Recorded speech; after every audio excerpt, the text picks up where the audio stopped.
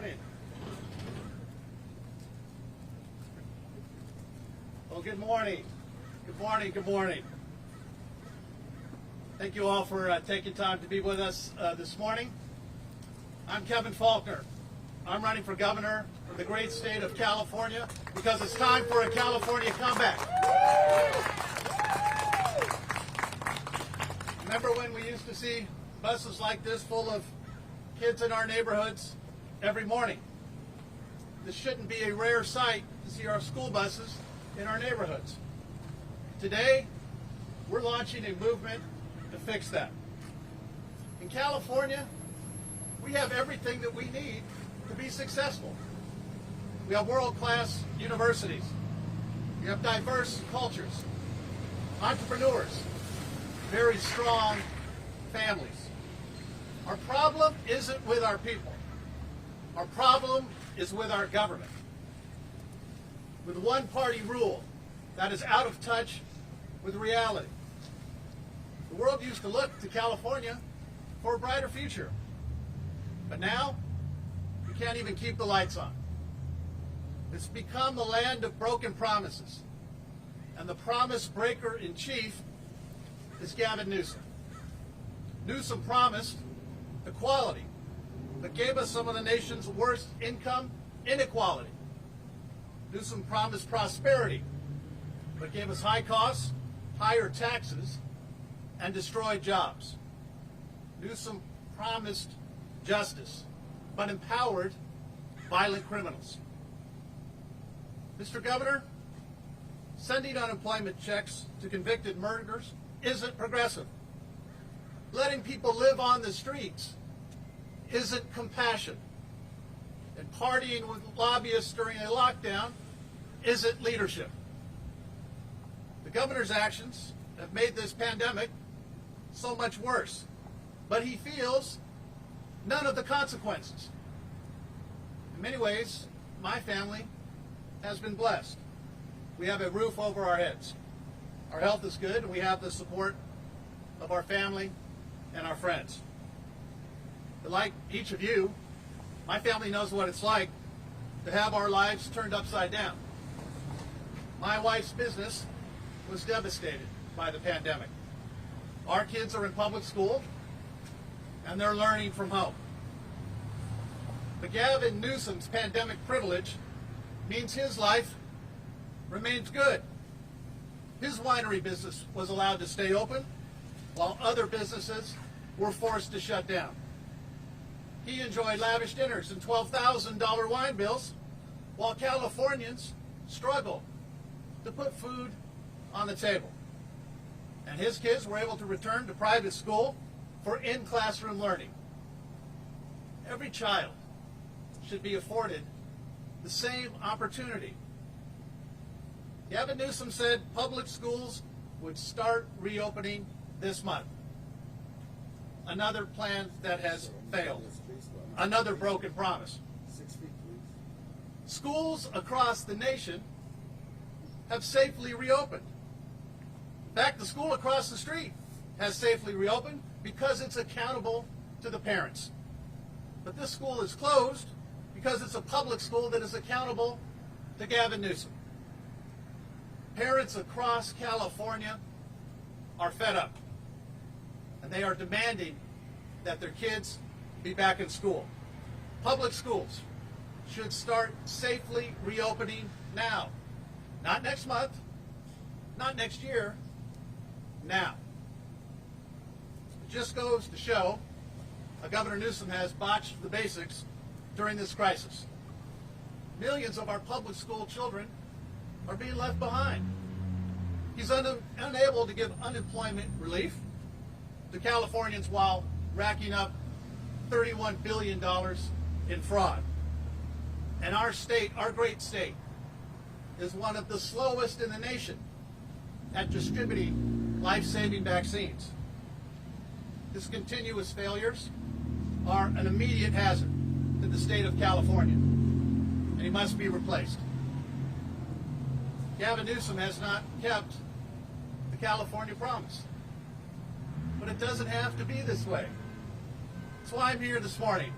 I'm fighting for the California comeback. I'm running for governor to fulfill California's promise of freedom, fairness, and opportunity. Opportunity for every Californian. To be a voice for Californians suffering because Sacramento can't do the basics. To restore balance and common sense. You will hear that a lot during this effort. To get people back to work, back to school, and back to being proud of our state. Every day is Groundhog Day in California. We've been electing the same failed leaders with the same failed ideas. Election after election. It's time to throw out that same old tired script. This is a movement to decide whether we stay in the past with Governor Newsom's one-party rule or we embrace a new future, the competition of ideas. I've taken on promise breakers before. I was elected mayor of San Diego on a platform of fixing our government because it was broken, and we got results. We were the only big city in California where homelessness went down, not up. We fixed half the streets in our city without raising taxes. I didn't defund the police department. I increased the budget. And we are one of the safest big cities in the United States. We shook up San Diego, and we're going to shake up Sacramento. Together, we're going to restore California's promise. We are going to decrease homelessness, not condone it. We're going to support your job, not destroy it. We're going to let you keep more of what you earn, not tax it. We're going to lead the California comeback. A California that's optimistic and forward-looking. A California where no one is limited by their past. A California where Sacramento works for us, not the other way around. That's not just a promise. That's our promise. And we are ready to get started. Thank you all for being here.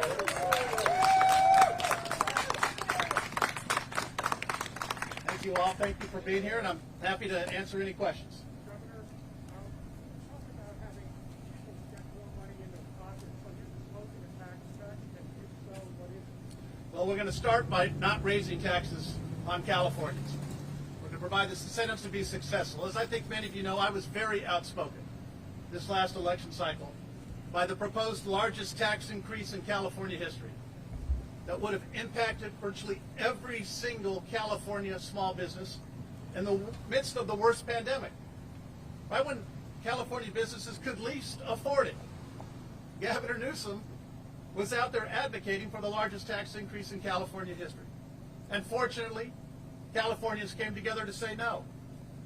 We need to ensure that we're providing help, that we're providing resources, and as I said earlier, letting you keep the dollars that you earn, not tax it and send it to Sacramento. What would you have done differently on the coronavirus response to the pandemic, and what will you do if you're elected in terms of this issue? I've been very outspoken.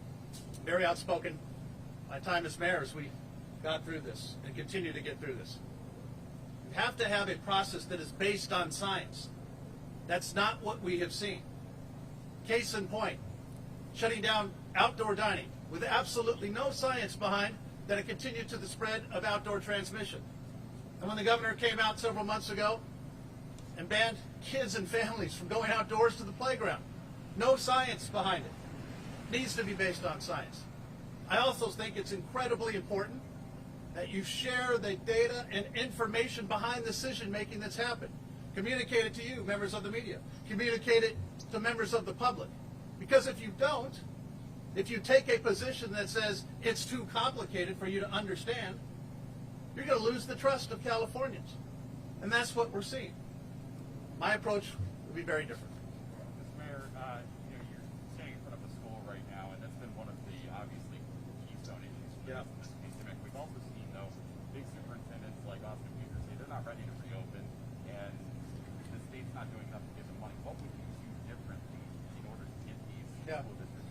The state's not providing the leadership. The state is not providing the leadership. The governor is not providing the leadership to safely reopen our public schools. There's no reason why schools across the country have safely reopened. As I said before, why private schools in California are opening. The governor's failed that leadership. We have to get in. You have to work with our teachers. You have to work together to make sure that people are safely back to work. Look, when I was mayor, beginning of this pandemic, right, I worked with my police officers, my firefighters, my librarians, our refuse collectors, all to make sure that folks can go to work safely. And you do that by communication, and you do that by leadership. That's what's being missing. And for us to go again, month after month after month, with our kids not in school, not learning. There's no substitute for in-classroom instruction. That's why schools across this country has figured out a way to do it. We can do it in California. It takes a governor to say it's a priority. And we're not going to accept no as an answer. Governor, anybody else going to jump in here? As you know, the political situation for Republicans in California has not been good statewide for a number of years. The last Republican winner race was in 2006. President Trump just lost the state by over 5 million votes. Do you see anything changing that some of these voters may be willing to give Republicans a second look? Is anything happening with the issues that we're talking about where Yeah. there seems some movement in the election? Look, I do. Because I think people are looking for a change in Sacramento. As I said earlier, I think one-party rule is not serving our state well. I think it's time for a competition of ideas. And look, I ran and won as mayor in San Diego twice, majority Democratic city. I had a majority Democratic city council the entire time that I was mayor. But you work together to solve problems. You work with Democrats, independents, Republicans, with one goal: how do you get results? Not stand up and just give rhetoric after rhetoric and nothing happens. I didn't have that luxury as mayor. That's the change that I'm talking about up in Sacramento. And when you do that, and yes, you will have different disagreements, but it's not about partisanship. It's about leadership. That's what we need. And I am a big believer. If you treat people with dignity and respect, even if you disagree, but if you work together, you're usually going to find consensus and common ground to move your city and your state forward. Mayor, this may seem like a simple question, but why do you even want to be governor? Why run? Well, because our state needs to turn around. All the things that I'm talking about. Our state needs to get back to providing services and getting back to the basics, reducing homelessness, to ensure that we're creating and keeping good quality jobs to grow our economy. And as I said, to get our kids back to school. We turned around San Diego, which at the time was in really the verge of bankruptcy. I know how to fix problems like this. You have to roll up your sleeves and you have to work with people. That's what I'm going to do as governor. Mayor, you talk about your progress on homelessness in the city of San Diego. Some critics there say that it coincided with a crackdown by police and criminalizing people on the street in a way that might have driven people into hiding and affected the numbers in counting. What do you have to say to that criticism? I'm very proud of the work that we did to reduce homelessness in San Diego. And that work, by the way, was supported bipartisan. Democrats, Republicans who knew that we were taking a stand to make a difference on the streets. The bridge shelter system that I set up, the locations that I picked personally, the storage centers that we picked up, the wraparound services. And yes, interacted with our neighborhood policing division of our San Diego Police Department, who, by the way, was the #1 referral to our shelter system. It worked. It is working. I feel so strongly. And as you probably know, I did not allow tents on the sidewalk in San Diego, because I believe if you allow somebody to live on a tent on your sidewalk, you're condemning them to die in that tent on your sidewalk. We're better than that as Californians. That's why we made a huge difference. It was working. It is working now. We're going to take that same approach, a right to shelter and an obligation to use it. We're going to take that approach statewide. Because why? Because we care about people. We care about you enough not to let you die on a sidewalk. If the recall effort is successful, are you prepared to run before November 2022 and talk to us about that? How do you get your name recognition up if the election ends up being a lot sooner? Well, I'm going to run. I'm prepared to run for 2022, and I'm prepared to run for a recall election. I believe the recall is going to qualify. I believe the signature is going to be there. Why? Because of the frustration and the growing anger across California in every geographic location. It's every partisan affiliation. People are fed up and they want to change. So yes, I believe the recall is going to qualify, and I believe that we will have a recall election this year in California, and I will be a candidate. Why did you choose here and today to make your announcement? Choose here today because I want to highlight that we need to get our schools open. Because the families that have joined us here today care so deeply about their kids. We all care deeply about our kids. We care about our teachers. We need to have a governor that says it's important and not just stand by and give excuse after excuse. And again, today was supposed to be the month that public schools were going to be open, as you all know. Another plan that failed and fizzled. This has to be a priority. We've already seen Democrats try to frame you as a Trump ally, somebody who is running with the extremist wing of the Republican Party. How do you respond to those sorts of I have a strong reputation in San Diego during my time as mayor as somebody who very bipartisan and works together. I think that's important to get results in California. As a proud Republican who knew how to work with Democrats and independents, but who most importantly focused on results. I think Californians want a governor that's going to get the job done. That's what they're looking for.